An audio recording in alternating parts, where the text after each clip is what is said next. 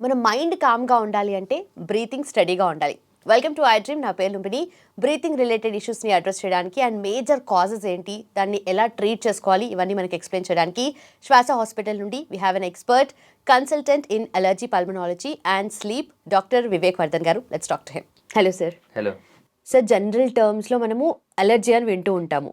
అంటే వర్డ్ చిన్నదే అయినా ఇంపాక్ట్ పెద్దగా ఉండొచ్చు. లైక్ స్కిన్ ఎలర్జీస్ ఉంటాయి, కొంతమందికి రెస్పిరేటరీ రిలేటెడ్ ఎలర్జీస్ ఉంటాయి, డ్రగ్ ఎలర్జీస్ కూడా ఉంటాయి. అంటే మన బాడీ అనేది ఇమ్యూన్ సిస్టమ్ రియాక్ట్ అవుతూ ఉంటుంది కదా. సో దీన్ని మనం ఎలా డిఫరెన్షియేట్ చేసుకోవాలి? అండ్ ఫస్ట్ ఆఫ్ ఆల్ అసలు ఎలర్జీ కాజింగ్ ఫ్యాక్టర్స్ ఏముంటాయి? అలర్జీ అంటే unnecessary reaction to a normal item. Okay. అది పీల్చినప్పుడు చాలా మంది దాన్ని వాళ్ళ ఇమ్యూన్ సిస్టమ్ దాన్ని లైట్ తీసుకుంటుంది. It won't react. ఈ ఓవర్ రియాక్ట్ అవుతుంది కొంతమంది ఇమ్యూన్ సిస్టమ్, దాన్నే ఎలర్జీ అంటాం. ఓకే. అంటే unnecessary reaction to a normal item. So ఈ రియాక్షన్ అనేది జెనెటిక్ ఉంటుంది కొంతమందికి. అంటే పేరెంట్స్కి ఎలర్జీ ఉంటే పిల్లలకు వచ్చే అవకాశం ఉంటుంది. కంపల్సరీ వస్తుందని కాదు, బట్ వచ్చే అవకాశం ఉంటుంది. సో దీనికి రిస్క్ ఫ్యాక్టర్స్ అడిగారు మీరు. ఒకటి జెనెటిక్, జీన్స్. ఓకే. నెంబర్ 2 వాళ్ళ ఎన్విరాన్మెంట్. డస్ట్ మైట్స్ బాగా ఉన్నాయి, బెడ్షీట్స్ ఫ్రీక్వెంట్గా చేంజ్ చేయట్లేదు, దాని తర్వాత కాటన్ ఐటమ్స్ ఎక్కువగా ఉన్నాయి, పేపర్ ఐటమ్స్ ఎక్కువగా ఉన్నాయి ఇంట్లో అంటే డస్ట్ మైట్స్ బాగా ఫ్లరిష్ అవుతాయి. అవి ఎక్కువ ఉన్న ఎలర్జీస్ ఉంటాయి. తర్వాత ఇంట్లో బాగా కెమికల్ స్మెల్స్, ఎయిర్ ఫ్రెషనర్స్ అని వాడతారు కొంతమంది, సెంటెడ్ క్యాండిల్స్ అని వాడతారు. ఇవి చాలామందికి పడవు. అగర్బత్తీస్, పర్ఫ్యూమ్స్, వీటి వల్ల కూడా ఎలర్జీ రావచ్చు. ఏసీ వల్ల కూడా కొంతమంది, ఏసీ వల్ల, కూలర్స్ వల్ల, ఓకే, క్లీన్ చేయకపోతే ఎస్పెషల్లీ ఫిల్టర్స్ని. సో వీటి వల్ల కూడా రావచ్చు. బయటికి వెళ్తాం, బయట ఎక్స్పోజ్ అయ్యి any kind of smell, any kind of smoke, any kind of dust, వీటన్నిటి వల్ల కూడా ఒక పర్సన్కి ఎలర్జీ రావచ్చు. అండ్ పాలెన్ గ్రెయిన్స్ అని ఉంటాయి, ఫ్లవర్స్ ఉంటాయి కదా బయట చెట్లు, మనం వాటి దగ్గరికి వెళ్ళాల్సిన అవసరం లేదు. ఎన్విరాన్మెంట్ అంతా కూడా పాలెన్ గ్రెయిన్స్ ఉంటాయి అనమాట. సో అవి మనం పీల్చినప్పుడు కొంతమంది, అదే చాలామంది రియాక్ట్ అవ్వరు, కొంతమంది ఓవర్ రియాక్ట్ అవుతారు. అదే ప్రాబ్లం, అదే ఎలర్జీ. ఓకే. ఇంకొంతమందికి ఏంటంటే ఇళ్లలో వెట్ వాల్స్ ఉంటాయి, లీకీ వాల్స్ ఉంటాయి, దాని మీద కొంచెం గ్రీనిష్ లేకపోతే బ్లాకిష్ లేయర్ వచ్చి ఉంటుంది, అది ఫంగస్ అంటాం. ఫంగస్ కూడా కనపడని స్పోర్స్ రిలీజ్ చేస్తుంది అనమాట, దానికి ఎలర్జీ ఉండొచ్చు. ఓకే. సో ఇలా చాలా కారణాలు ఉంటాయి. సో కారణం ఏమైనా రియాక్షన్ మాత్రం అదే, జలుబు, తుమ్ములు, ముక్కు బ్లాక్ అవ్వడము, ఫ్యాన్ వేస్తే నోస్ బ్లాక్ అయిపోవడము, ఫ్యాన్ బంద్ చేస్తేనేమో ఉడుకు, వేస్తేనేమో ముక్కు బ్లాక్. ఓకే. ఇది చాలామంది ఫేస్ చేస్తారు. తర్వాత బయటికి వెళ్ళగానే తుమ్ములు, ఇంటి డోర్ ఓపెన్ చేయగానే తుమ్ములు, బైక్ ఎక్కి దిగగానే నోస్ బ్లాక్ అయిపోవడం. సో ఇవన్నీ చాలామంది ఎక్స్పీరియన్స్ చేస్తుంటారు. ఇవి నేజల్ ఎలర్జీస్. ఓకే. సో ఇది కొంచెం ప్రోగ్రెస్ అయితే సైనసైటిస్ ఫామ్ అవుతుంది. అంటే నోస్లో ఉండేది కొంచెం సైనసెస్లోకి వెళ్తుంది. దానివల్ల ఏంటంటే హెడ్ ఏక్స్ రావడం, తల బరువుగా, హెడ్ హెవీనెస్ అనిపించడం, గొంతులో ఎప్పుడు ఏదో ఫ్లెమ్ వస్తున్నట్టుగా అనిపించడము, ఓకే. గొంతు ఊరికి ఫ్రీక్వెంట్గా క్లియర్ చేసుకోవాల్సిన అవసరం రావడము అని. సో ఇవన్నీ కూడా ఆ ఎలర్జీలో చూస్తాం. ఇంకొంతమందికి బాగా పెయిన్ వస్తుంది, థ్రోట్ పెయిన్. ఏమన్నా ఐస్ క్రీమ్, కూలింగ్ తింటే నెక్స్ట్ డే వెంటనే ఫుల్ థ్రోట్ పెయిన్. ఆ నైటే స్టార్ట్ అవుతుంది, నెక్స్ట్ డేకి ఎక్కువ అయిపోతుంది. మార్నింగ్ ఎక్కువ తెలుస్తాయి. సన్లైట్ ఉన్నంత వరకు బాగానే ఉంటారు, మళ్ళీ ఈవినింగ్ నుంచి నెక్స్ట్ డే మార్నింగ్ వరకు మళ్ళీ ప్రాబ్లమే. సో ఇది ఫ్యారింజైటిస్ అంటాం. అదే మళ్ళీ స్లోగా కొంతమందికి లంగ్స్లో తెలుస్తుంది. దాంట్లో ఏంటంటే దగ్గు, ఆయాసము, వీజింగ్, చెస్ట్ టైట్నెస్, ఫ్లెమ్ రావడం, ఇవన్నీ ఉంటాయి. అది లంగ్ ఎలర్జీ, దాన్ని ఆస్మా అంటాం. ఓకే. ఇంకొంతమందికి ఐస్లో ఉంటుంది, అంటే ఐ ఇచ్చింగ్ వస్తుంటుంది, బాగా నలుస్తుంటారు కార్నర్లో ఎస్పెషల్లీ. దాంతోపాటుగా వాళ్ళకి ఐ రెడ్ అయిపోతుంటుంది, వాటరీ అవ్వచ్చు. సో ఇవన్నీ కూడా కంజంక్టివిటీస్, ఇది కూడా ఎలర్జీ. కళ్ళు మూసుకుని ఇట్లా లోపల తిప్పితే కొంచెం గరుకుగా తగులుతుంటుంది వాళ్ళకి. ఇవన్నీ కూడా ఎలర్జీ లక్షణాలు. ఓకే. ఇంకొంతమందికి స్కిన్ పైన ఉంటుంది, అది చిన్నప్పుడే స్టార్ట్ అవ్వచ్చు. నెలల బేబీస్, పాపల నుంచి మొదలు పెడితే పెద్దవాళ్ళకి ఎవరికైనా రావచ్చు, but usually more common in first 20-25 years. So పిల్లలు కూడా రావచ్చు, ఎగ్జిమా అంటాం దాన్ని. అది చాలా కామన్గా చూస్తుంటాం మన ఇళ్ళలో, ఎవరు పిల్లలు చూస్తుంటాము. సో ఇన్ఫెంటైల్ ఎగ్జిమా అంటే 1 year లోపల పిల్లలు కూడా స్టార్ట్ అవ్వచ్చు. అలర్జీ యూజువలీ స్టార్ట్ అయ్యేది అలానే. మన బాడీలో ఒక పర్సన్కి ఎలర్జీ స్టార్ట్ అవుతుందంటే యూజువలీ చిన్నప్పుడే స్టార్ట్ అవుతుంది, దురద రూపంలో, ఏదో ఒక point of time in life. అంటే అలా అని చెప్పి అన్ని ర్యాషెస్, అన్ని దురదలు ఎలర్జీ కాదు.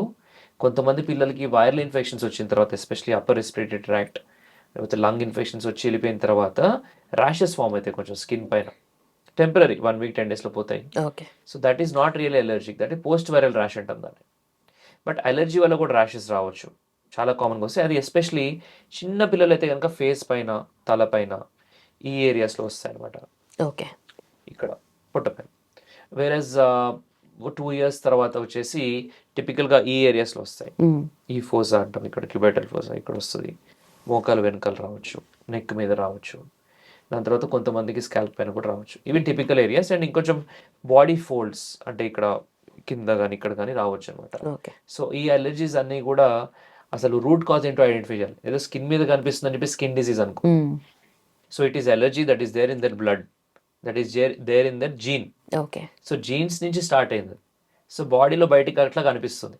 అది ఐలో కనపడచ్చు, స్కిన్లో కనపడచ్చు, నోస్లో కనపడచ్చు, ఎక్కడ కనిపించినా అది it is a systemic problem. So దాన్ని అలానే ట్రీట్ చేయాలి. ఓకే. ఏదో ఒక చిన్న క్రీమ్ ఇవ్వడం వల్ల పోతుంది అనుకోకూడదు.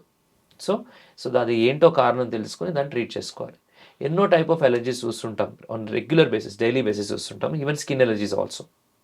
సో కొంతమందికి ఫుడ్ అనేది సరిగా లేకపోవడం వల్ల కూడా ఎలర్జీస్ రావచ్చు. ఓకే. ఫుడ్ ఎలర్జీస్ వల్ల అవి ఇక్కడ కనిపిస్తాయి.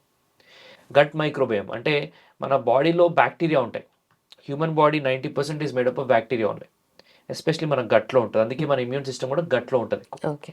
అది కొన్నిసార్లు లీకీ అవ్వడము లేదా కొంచెం ఓవర్ రియాక్ట్ అవ్వడం వల్ల వాళ్ళకి ఈ బయట ఎలర్జీస్ అన్నీ కనిపిస్తుంటాయి. అంటే సింబయోసిస్ అంటే all bacteria, different type of bacterias ఉంటాయి లోపల, different families, billions and trillions. So అవన్నీ కూడా ఒక హార్మోనిక్గా ఎంత ఉండాలో అంతే ఉండాలి. ఒకటి ఎక్కువ, ఒకటి తక్కువ, ఒకటి కంప్లీట్గా లేకపోవడం, లేకపోతే ఒకటే మొత్తం డామినేట్ చేయడం వల్ల డిస్బయోసిస్ స్టార్ట్ అవుతుంది. దానివల్ల ఈ అలర్జీస్ అనేవి గట్లోనే స్టార్ట్ అవుతాయి. ఓకే. ఇలా స్టార్ట్ అయిన అలర్జీ అది జలుబు రూపంలో బయటపడచ్చు, అన్కంట్రోల్డ్ ఆస్తమా రూపంలో బయటపడచ్చు, ఒబిసిటీ రావచ్చు చాలా మందికి. అంటే వాళ్ళు ఫుడ్ కూడా పాపం తినరు సరిగ్గా, ఓకే. థైరాయిడ్ కూడా ఉండదు, అయినా లావైపోతుంటారు. Because their gut microbiome is different. Okay. So అది కూడా మనం చెక్ చేస్తాం కొంతమంది పేషెంట్స్ ఆఫ్ అలర్జీకి. సో ఇలా డిఫరెంట్ టెస్ట్స్ ఉంటాయి అలర్జీ టెస్ట్ చేయడానికి.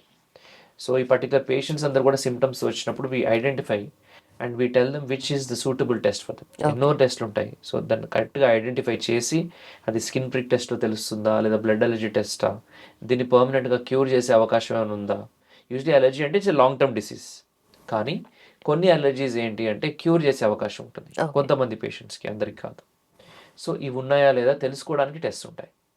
అండ్ ఈ పర్టికులర్ గట్ మైక్రోబయోమ్ ఎట్లా ఉందో తెలుసుకోవడానికి దాని టెస్ట్ కూడా ఉంటుంది. వీటి బట్టి ఏది ఎక్కువ ఉంది ఏది తక్కువ ఉంది దాన్ని బట్టి కూడా మనం పేషెంట్కి ట్రీట్మెంట్ ఇవ్వడం జరుగుతుంది. ఓకే. ఓకే. సో యూజువలీ ఇంటర్నల్గా ఏదో ప్రాబ్లం డెవలప్ అవుతుంది కాబట్టి అది మనకు ఎక్స్టర్నల్గా కనిపిస్తుంది అంతే. అవును. ఓకే. అట్లా అని చెప్పి ఓన్లీ ఇక్కడ మాత్రమే ఉంది అనుకోకూడదు జబ్బు, రైట్, ఎక్కడైనా రావచ్చు. ఓకే. సోప్స్ దాని తర్వాత డిటర్జెంట్స్ వాడతారు కదా, ఈ ఏరియాస్ అన్నీ కూడా పగిలిపోతాయి అనమాట, వాళ్ళకి ర్యాషెస్ రావడం అని జరగవచ్చు. సో దాన్ని ఇరిటెంట్ కాంటాక్ట్ డర్మటైటిస్ అంటాం. అంటే ఎక్కడైతే ఆ ఏరియాతో కాంటాక్ట్ అయ్యారో, కొంతమందికి ఇక్కడ టిక్లీ పెట్టుకోవడం వల్ల కూడా ఇక్కడే వస్తుంది కుంకుమ. సో అది పడదు దాంట్లో వాళ్ళకి ఏదో కెమికల్. ఇంకొంతమందికి jewellery other than gold, okay, like other metals అవి వేసుకునే ఏరియాస్లో కూడా రావచ్చు. సో ఇవన్నీ ఏంటంటే బాడీ కొంతమందికి it's trying to tell them అది పడట్లేదు అని. So first treatment is avoiding them. Okay. First avoid చేయాలి. అఫ్ కోర్స్ దాని తర్వాత ట్రీట్మెంట్ వాడితే అది మళ్ళీ రాకుండా ఉంటుంది. ఓకే. అండ్ ట్రీట్మెంట్ ప్రొసీజర్ ఎలా ఉంటుంది సార్? ఎలర్జీ టైప్ని బట్టి బేస్ చేసుకుంటారు కదా, బట్ ఎలా ఎక్కడైతే ఉందో ఎస్పెషల్లీ జలుబులో చూపిస్తుంది అనుకోండి, సో వాళ్ళకి దాన్ని ఎక్కువ ట్రీట్ చేయడము అండ్ రూట్ కాజ్ ఐడెంటిఫై చేయడం. ఎందుకంటే ఒక పేషెంట్కి జలుబుతో ఉన్న పేషెంట్స్ యూజువలీ ఏంటంటే చాలా మంది చూస్తుంటాం కదా, చిన్నప్పటి నుంచి ఉంటుంది వాళ్ళకి. సో ఎప్పుడు లేవగానే తుమ్ములు, డస్ట్కి వెళ్తే తుమ్ములు రావడము, స్మోక్, అగరబత్తి, పర్ఫ్యూమ్స్ బిల్స్ ఇబ్బంది అనిపించడం, ఇవన్నీ ఏంటంటే చిన్నప్పుడు బాగా జలుబు వస్తుంటాయి. వాళ్ళు యూజువలీ కొంతమంది డాక్టర్స్ దగ్గరికి వెళ్తే వాళ్ళేమో 6 years వస్తే పోతుంది, 8 years వస్తే పోతుంది, 14 years వస్తే పోతుంది, 18 years వస్తే పోతుంది అని చెప్తుంటారు ఓకే రఫ్గా. సో అది ఏమవుతుందంటే యూజువలీ ఏంటంటే అలర్జీ ఎప్పుడు ఒకటే చోటు ఉండదు. అలర్జీకి మార్చ్ అంటాం. ఫస్ట్ జలుబులాగా ముక్కులో ఉండొచ్చు, బట్ అదే అలర్జీ స్లోగా సైనస్కి వెళ్తుంది, అదే స్లోగా లంగ్స్కి వెళ్తుంది. సో జలుబు తగ్గిపోయింది అని చెప్పినట్టే తగ్గింది, కానీ జబ్బు తగ్గలేదు, జబ్బు ఇంకో రూపంలో బయటపడింది, వేరే దగ్గరికి పాస్ అయింది. ఎస్. ఓకే. సో అది asthma. Usually allergy will become asthma eventually. So దీని ఏంటంటే ఈ ప్రాసెస్ని, ఈ మార్చ్ని ఆపడానికి కోసము ట్రీట్మెంట్ ఉంది. ఇమ్యూనోథెరపీ అంటాం దాన్ని. ఓకే. అంటే ఏదో మనం అలర్జిక్ టాబ్లెట్స్, యాంటీ హిస్టమిన్స్, ఏదో స్ప్రేస్ కాకుండా ఇంకా ఏమైనా చేయొచ్చా, ఈ అలర్జీ పేషెంట్స్కి పూర్తిగా విముక్తి మనం ఇవ్వచ్చా అనేది ఎక్స్ప్లోర్ చేయడం జరిగింది మల్టిపుల్ కంట్రీస్, డిఫరెంట్ సైంటిస్ట్. దాన్ని they came up with treatment called as allergen immunotherapy. Okay. So allergen immunotherapy concept ఏంటి అంటే మనకి ఏదైతే పడట్లేదో అదే ఐటమ్ని మళ్ళీ తిరిగి బాడీకి ఇంట్రడ్యూస్ చేయడం in graded doses. So that eventually దానికి ఎక్స్పోజ్ అయినా కానీ బాడీ రియాక్ట్ అవ్వదు ఇంకా ఓకే, వ్యాక్సినేషన్ టైప్లో. ఓకే. సో ఎలా అయితే అప్పుడు in the past they was a story. So చాణక్యుడు చంద్రగుప్త మౌర్యుడికి స్మాల్ డోసెస్ ఆఫ్ పాయిజన్ ఇవ్వడం జరిగింది every day in his food, graded doses పెంచుకుంటూ పోయాడు. తర్వాత eventually he was tried to be poison okay by someone, but he didn't die. That is because they was a immune response already తన బాడీలో, antibodies ఉన్నాయి దానికి డైరెక్ట్గా. Okay. So అది తీసుకున్నా కానీ దాన్ని న్యూట్రలైజ్ చేసే కెపాసిటీ బాడీకి వచ్చేస్తుంది. సిమిలర్లీ ఈ అలర్జీని న్యూట్రలైజ్ చేసే కెపాసిటీ కూడా మన బాడీకి వస్తుంది with immunotherapy. But unfortunately it cannot be done for all patients. ఎవరికైతే స్పెసిఫిక్ ఐటమ్స్కి ఎలర్జీ ఉందో వాళ్ళకి చేయగలుగుతాం. సో దానికోసమే we do testing for this allergy. So మా దగ్గర ఏంటంటే స్పెసిఫిక్గా ఏ ఐటమ్కి ఎలర్జీ ఉందో తెలుసుకునే టెస్ట్ ఉంటాయి అనమాట, బ్లడ్వి కానీ స్కిన్వి కానీ. సో దానికి తగ్గట్టుగా అది ఐడెంటిఫై చేసి ట్రీట్ చేసినట్టయితే కనుక ఎలర్జీని చాలా వరకు, అంటే ఇట్స్ నాట్ లైక్ 100% తీసేయడం జరుగుతుందని ఎవరు ప్రామిస్ చేయరు. Okay. According to the studies 70 to 80% results వస్తాయి when they use it for long duration, years together. అంటే ఆ కెపాసిటీ బాడీకి ఇమ్యూన్ సిస్టమ్కి వచ్చేస్తుంది, అన్నెసెసరీగా రియాక్ట్ అవ్వద్దు అని దానికి అర్థమవుతుంది. అంటే all these years you're trying to teach your immune system, ఆ ఇమ్యూన్ సిస్టమ్కి నేర్పించడం, ట్రైనింగ్ ఇవ్వడం, నువ్వు అనవసరంగా రియాక్ట్ అవుతున్నావు, రియాక్ట్ అవ్వకు అని. సో దాన్ని ఇమ్యూనోథెరపీ అంటాం. So that is like a long term solution. So అది పిల్లల నుంచి మొదలు పెడితే పెద్దవాళ్ళ వరకు ఎవరికైనా స్టార్ట్ చేయొచ్చు.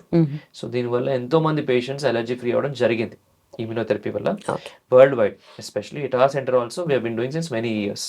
సో ఈ allergy and immunotherapy is a way to cure allergy to a great extent. Okay. So usually a kind of allergy రాకుండా ఉండడానికి ఎలాంటి ప్రికాషన్స్ తీసుకోవాలి? అలర్జీస్ అనేవి రాకుండా చాలా మందికి ఏంటంటే చిన్నపిల్లల నుంచి మొదలు పెడితే డస్ట్ అనేది ఎక్స్పోజ్ అవ్వకుండా చూసుకోవాలి, పొల్యూషన్ ఎక్స్పోజ్ అవ్వకుండా చూసుకోవాలి. ఇండోర్ డస్ట్ ఏంటంటే మనకు బెడ్షీట్స్ వాటిలో ఉంటుంది, ఎవ్రీ 2 days క్లీన్ చేయడము. బయటికి వెళ్ళినప్పుడు ఏంటంటే మాస్క్ వేసుకోవడం, సో దట్ ఆ బయట ఉన్న ఆ pollution particles, building dust particles, rubber tyre particles, తర్వాత మామూలుగా రోడ్డు పైన డస్ట్ అంతా కూడా లోపలికి వెళ్ళకుండా మనకి చాలా వరకు ఆగుతుంది పొల్యూషన్ అనేది. సో ఇవన్నీ కూడా లోపలికి వెళ్ళి ఇరిటేట్ చేస్తున్నాయి ఈ పర్టికులర్ ఎయిర్వేస్ని. అదే మన అలర్జీలా బయటపడుతుంది, ఆస్మాలా బయటపడుతుంది, అండ్ ఫ్యూచర్లో సిఓపిడి కూడా అయ్యే అవకాశం ఉంటుంది. సో ఇవన్నీ ప్రివెంట్ చేయాలంటే జాగ్రత్తలు కంపల్సరీ తీసుకోవాలి. ఇంతకు ముందులాగా మాస్క్ లేకుండా బయటికి వెళ్ళడం అనేది I don't really advice. So where proper mask, protect your self from pollution, అదొకటి.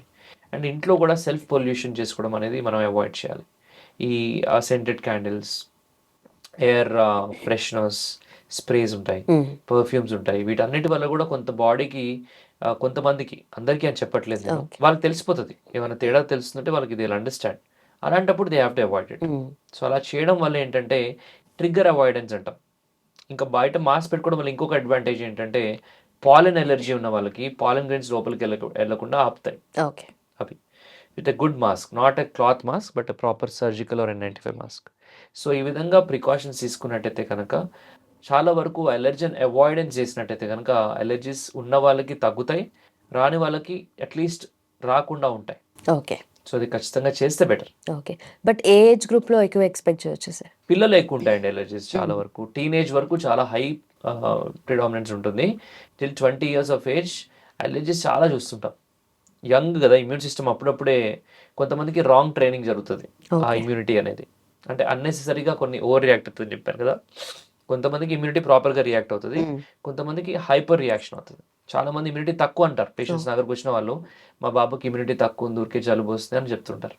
అది ఇమ్యూనిటీ తక్కువ ఎక్కువ కాదు, that is immunity that is confused. దానికి అది ట్రైనింగ్ అనేది సరిగ్గా జరగలేదు న్యాచురల్లీ. సో అది ఎక్కువ రియాక్ట్ అవుతుంది.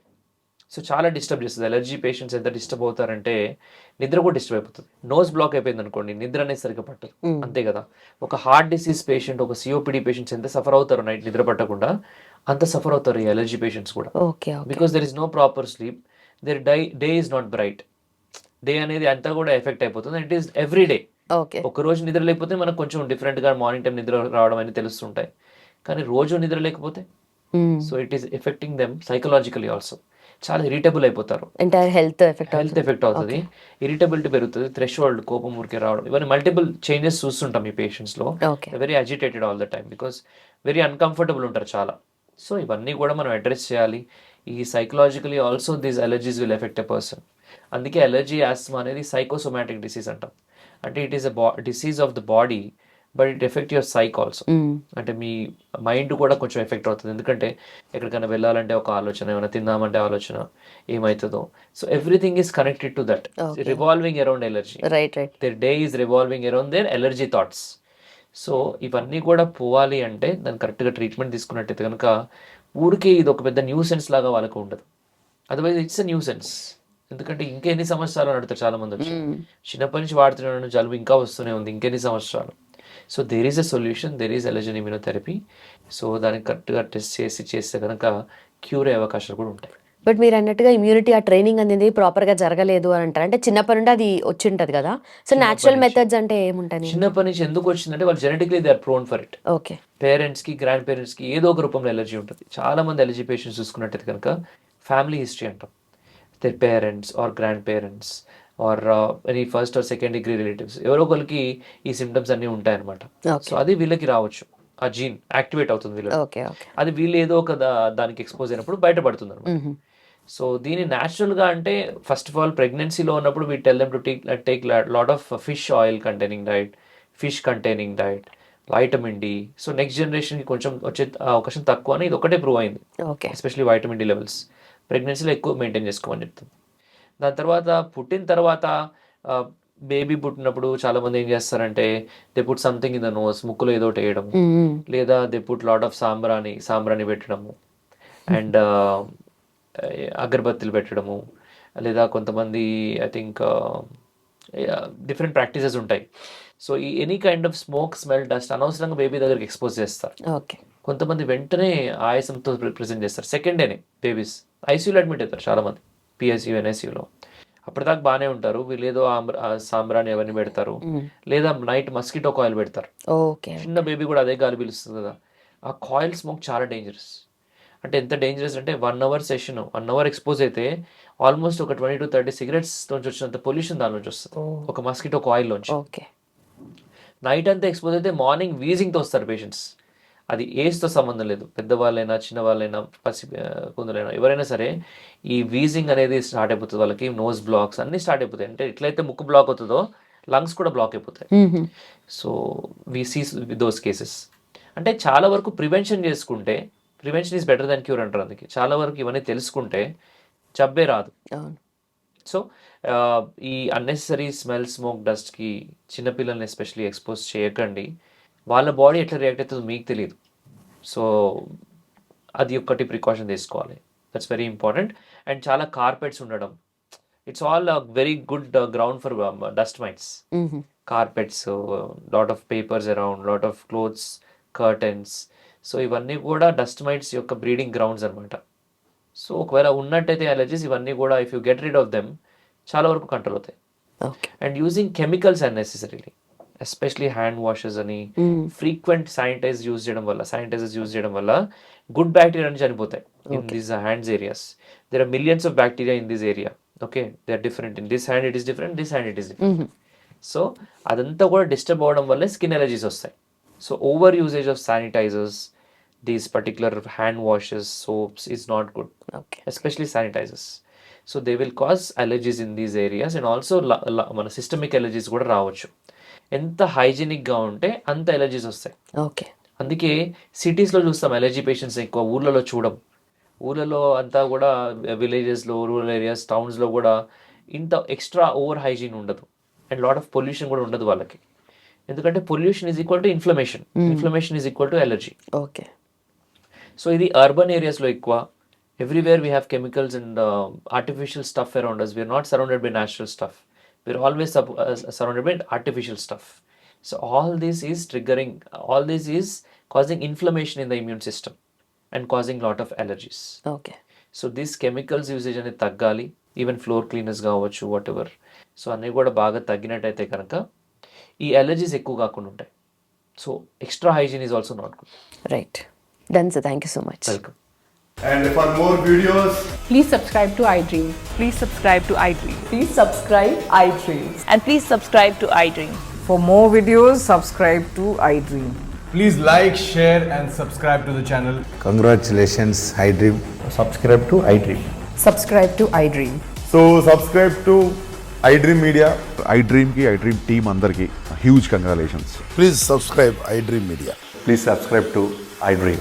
Subscribe iDream. Please subscribe to iDream. I dream అంటే నా కళల ఛానల్ సబ్స్క్రైబ్ చేసుకున్న నోరు తిరుగుతలేదు, మీరైతే గంట గుర్తు కొట్టరు. For more such videos, please subscribe to iDream.